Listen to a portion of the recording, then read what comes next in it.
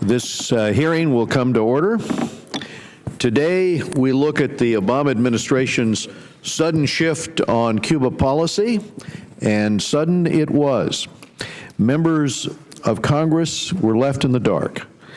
Most of the administration, including the State Department, was left in the dark as well. Instead, talks with the Cuban regime were conducted by two White House officials. Unfortunately, the White House was unwilling to provide these key witnesses today. This committee, charged with oversight of our foreign policy, is handicapped when those officials most involved in policy making are unavailable. And the administration's growing track record of secret negotiations, whether this is on the subject of Iran or the release of the 5 Taliban commanders, is increasingly troublesome.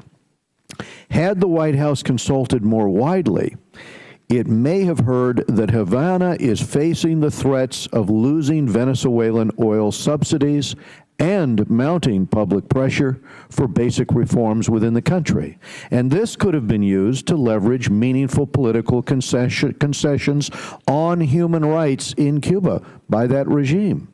But this was a one-sided negotiation, with the U.S. making a series of concessions to Havana.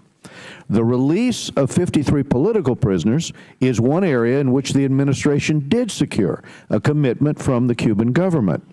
But in an odd twist, the administration kept these names secret for weeks. Only after bipartisan pressure from the committee was the list ever released, and the human rights advocates can now track whether these individuals are put back in jail or harassed or monitored. Of course, 4 years ago, Raul Castro promised to release all political prisoners. Yet, in a recent Freedom House report, we read that systemic use of short-term preventable detentions, along with harassment and beatings, are used to intimidate the opposition, to isolate dissidents, and maintain control. Advocates put the number of political arrests in Cuba last year at over 8,000 arrests. Assistant Secretary Jacobson, I appreciate very much your meeting with dissidents while you were in Havana last month.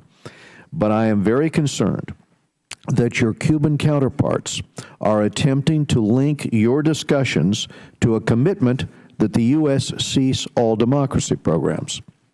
Indeed, Castro is making even more demands.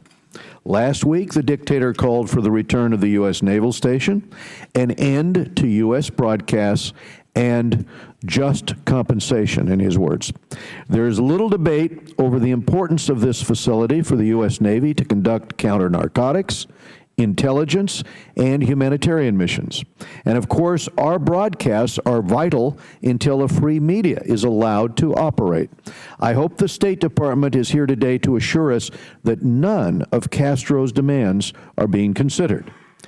In defending this policy change, the President has compared our economic relationship with Cuba to that of China and Vietnam.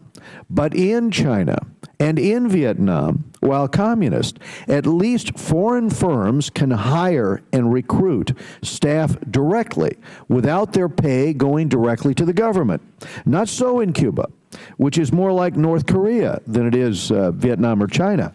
A Cuban worker at the foreign-owned resort receives only a fraction of their salary, as little as 5%. So in the regimes that the Castro brothers or the Kim family run, the method is the same. Extract hard currency from foreign businesses and invest it in the security apparatus. Instead of dismantling a 50-year-old failed policy, as it claims, the administration may have given a 50-year-old failed regime a new lease on life to continue its repression at home and militant support for Marxist regimes abroad.